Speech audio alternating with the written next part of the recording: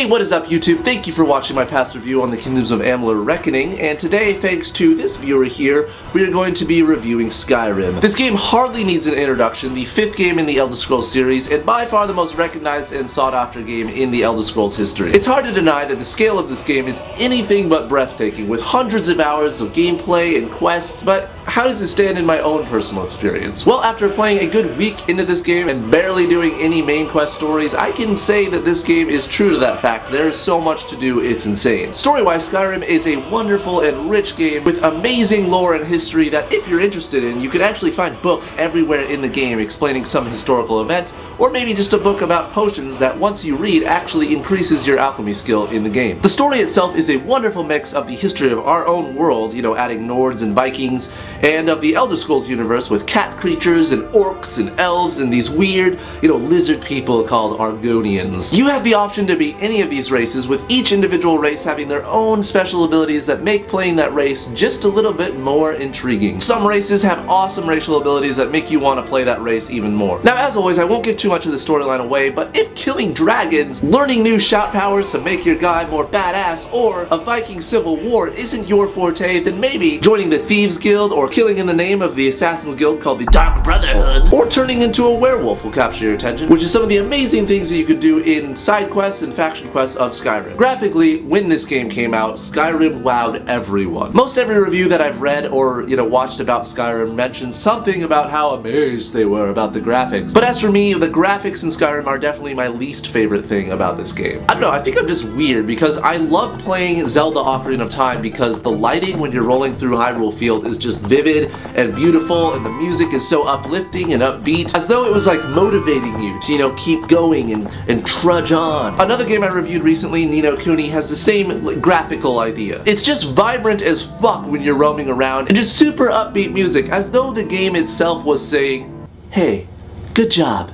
You're doing really good. Skyrim's vibrancy is about that of a funeral. Everything is just so desaturated and depressing. I mean, it's awesome to run around and do things, yeah, but for people fighting depression, this sad and uncolorful game is not gonna help. The lighting in this game is also very harsh and hard, as though instead of a sun in the world of Skyrim, it's just a harsh, hard, desaturated light source on everything. Like the light and the shadows behave weirdly, they're kind of like jumping around every once in a while. And I know you're probably sitting there like, Destry, why the fuck would I care about lighting? Who gives a fuck? I know. Listen, I'm Despwns. I have to cover everything in this game or nothing at all. Which one would you prefer? So in this manner, the graphics are definitely the low point in the game for me, but it wasn't enough to keep me from playing the game, and it shouldn't keep you either. The combat style of Skyrim is just interesting. Basically, it's an RPG. You deal an amount of damage and your opponent has a life meter just as any other RPG would. However, the fighting style is not something you'd see in a typical RPG. In many ways, the combat of Skyrim is definitely its strong suit, allowing you to potentially decide exactly how you want to beat your enemies to a pulp. You are given the ability in this game to equip each of your hands with whatever you want them to be, from an axe and a shield, to a sword and a shield, to a dagger and a shield, to no shield at all and just having a damaging spell and a healing spell in each hand. The possibilities in this manner are endless, and if you've never played the game, when you do, you're gonna have the hardest time deciding, do I go with a huge two-handed sword or maybe two daggers, or maybe I'll just have a damaging spell in this hand and a damaging spell in this hand. Whatever you choose, your skill in that style of combat will increase, giving you awesome new options when you level up and put perk points into that style of combat. I also really just love that Skyrim added awesome new kill animations. It doesn't happen every time, but when it does, your inner man will come out and say, oh shit! And if you're a woman, you'll still do it. Also, the game basically levels up with you, so if you're a level 3 and you're rolling around in a distant land and, you know, you're scared that you might get two-shot by some wild wildebeest, that probably won't happen. The game is really good at gauging difficulty as you level your character. Speaking of leveling your character, as I mentioned, the more you do something in this game, the better you get at it, and the more proficient you are, and the more awesome perks you get. So whether you want to craft your own armor so that you can eventually achieve the ultimate dragon scale armor, or maybe lockpick so eventually you can just break in anywhere without any of your lockpicks breaking, or maybe you spend your time enchanting your weapons to do nasty ass damage. Whatever it is, the more you do things in this game, the closer you get to being an ultimate badass. Some more awesome aspects about Skyrim is that the game is completely open world. There's no barriers, no, oh, you can't jump off this bridge if you wanted to, and in this matter, it's just really awesome for exploring. I mean, you could be in the woods, completely lost, some fucking wolves are about to eat your legs off, and then all of a sudden you find some ancient tomb with its own unique unique lore that once you enter, you are immersed in that lore. And no one asked you to go in there, you just found it on accident. So in that regard, this game is amazing for exploring and just finding new things to do. It's just a wonderful, wonderful time. The open world field is also spectacular if you love taking shortcuts to places. Like, you could do what everyone else does and go around the entire mountain, or you could do what I do and literally glitch jump up the entire side of the mountain. It's almost an achievement in and of itself when you can glitch jump up an entire mountain and avoid stupid bandits on the road and shit. Plus the fact that this is even a thing that you can glitch jump wherever you want to, it can ultimately allow you to get into places that you otherwise wouldn't have been able to.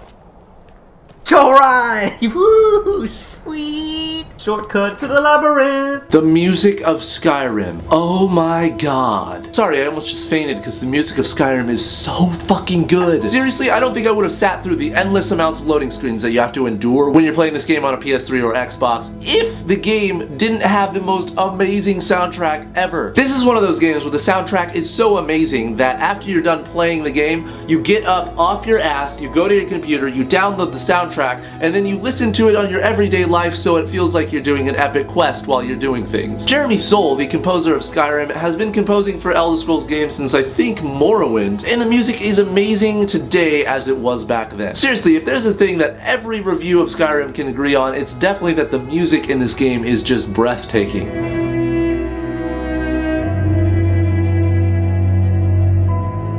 And of course, every game in my book seems to have some sort of con, so here comes the list of cons. Number 1. The inventory system of Skyrim is the biggest piece of shit in the world. It took me forever and 3 years just to figure out how to open the thing, let alone equip shit, and then quick equipping in the favorites menu took me another 435,000 years just to figure that shit out. And they don't give you a tutorial at all. It's not like, press this button and this button to do this. It's like, hey, good luck being confused as fuck for ages. Haha! Like, I had no idea that there was a charge your weapon option, so there I was thinking that my weapon was completely fucked, like it ran out of charges when I used it, and I was like, oh, I can just throw this thing away now. Later that day I found out that I could have charged my fucking weapon with the soul stone thing using R2, plus I had no idea how to fucking run for literally 2 days. There I was just jogging around Skyrim, and all of a sudden I press L2 and I start running, and that's when I went and bought a gun to shoot everyone in the room that was around me because I could have been running that entire time. Who knows? Maybe there's some tutorial somewhere, or maybe you're supposed to read the manual when you get the game, but for fuck's sake, I'm American. I don't read shit. The second con to this game is I feel like the character modeling isn't amazing. If you're familiar with the character design, you know that they don't have a ton of choices when you're making your guy, and for people who just want to make your character look like some deadly ass assassin or some nasty mage bitch, it is limited, and that is just aggravating as hell. In addition, I feel like the character's movements themselves are stiff sometimes. Like, jumping in this game, you seriously look like a robot when you jump. Like, literally no one jumps like this. Yeah, like your guy kind of just like, you know, bobs around like this everywhere, like he has some massive arrow up his anal cavity. So it's not as cool as it could be, you know, your attacks aren't like super animated like they would be in Amular, but it's still really cool, just not as cool as it could be. My third complaint again is just that the graphics in this game aren't super appealing. It took me a while to even, you know, warm up to the graphics enough to want to play this game, but it's not so horrible that you don't want to play it after you get into it. Number 4, every NPC in this game talks, which isn't a bad thing. It's actually really cool when you're on quests and everything kind of talks and interacts with you. So kudos to Bethesda for even doing that. That is amazing. But the bad thing comes when you notice that one character in the game has the exact same voice as another character. And it's not just like, oh hey, this guy all the way over here has the same voice as this guy all the way over here. It's that there's like dudes in the same town that have the same voice. Like, you could be doing some quests for the Dark Brotherhood, you can go to a town, and then you can go to a castle, and you'll notice that all 3 dudes you talk to have the exact same voice. Carlisle, when will you learn you can't get the drop on me? Not to mention my great fondness for dragons and petty political power struggles. So pretty much wherever you go, you'll notice this from time to time, but again, it's a very, very small thing and totally excusable because it's amazing that they even made all the NPCs talk. But it is for these reasons that I decided to give Skyrim a 7.6 out of 10. I know that may seem low compared to other reviews you may have seen, but I feel like my expectations in games are just weirder than other people's. Not better or worse, just weirder. So really don't even take my word for it. If you haven't played this game and you really want to, you know, watch other reviews, look at what other people have to say about this thing, but keep in mind the things that I mentioned because you might actually notice them from time to time if you decide to play this game. Anyways though, thanks for watching another Despwns review here on the gaming channel. Be sure to leave some suggestions down in the comments below for games that you might want to see me review, and remember you can also leave those suggestions at my actual channel. If you go to youtube.com/Despwns and then click on the discussions tab, you'll notice that you can leave comments in there as well. That being said, I will see you next time, and thanks for watching. I used to be an adventurer like you, but I took an arrow in the knee.